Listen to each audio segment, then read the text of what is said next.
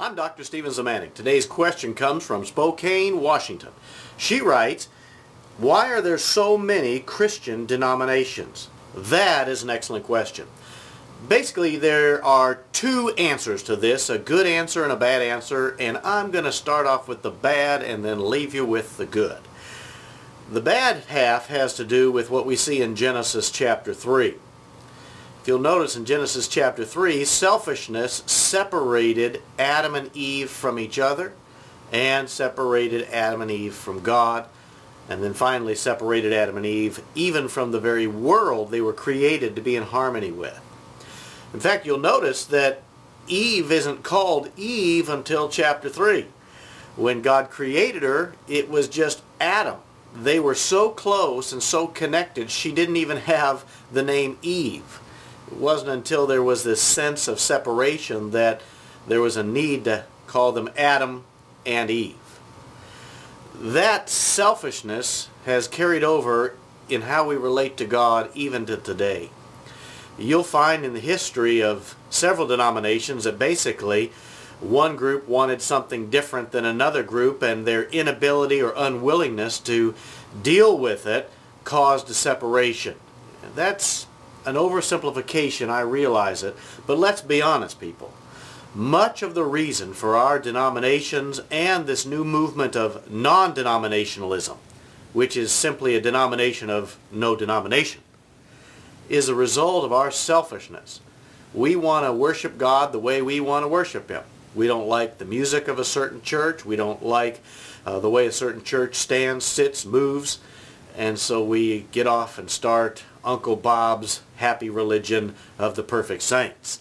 And then Uncle Bob himself becomes unhappy, and we end up with Aunt Mary's happy church of the happy saints. So that's the negative side. We're just selfish people. And even though we're followers of Christ and have been saved from our selfishness, it still takes a long time for most of us to learn to live beyond that selfishness. That's the bad news. The good news, a lot better. The fact that there are so many Christian denominations really is an expression of God's grace. I mean, let's be honest. God could say, you're going to do it this way, whether anyone else likes it or not, and that's the way it is. But He doesn't. God is so motivated to have proper relationships with us that He allows many of us to worship in so many different expressions. I'm part of what is known as the Pentecostal or charismatic movement. There are a lot of followers of Jesus just think we're weird, and they won't have anything to do with us. And they wouldn't have anything to do with God if God said, you have to worship me this way or no other. They're much more comfortable in what is known as a more mainline expression of faith. I've worshiped God in several different denominations and am fine with it. Some people can't do that.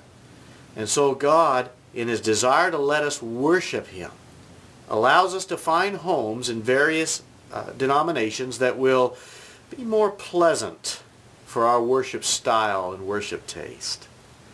Really, the fact that there are so many denominations speaks to, yes, our selfishness, but more predominantly speaks to the amazing, awesome nature of God that allows such a diversity of worship when it comes to our relationship with Him.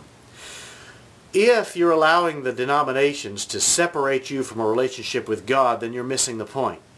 Rather, you should see these denominations as an expression of God's desire to have a relationship with you and plunge into that relationship. Well, those are my thoughts. Remember, because of Jesus, life is good today.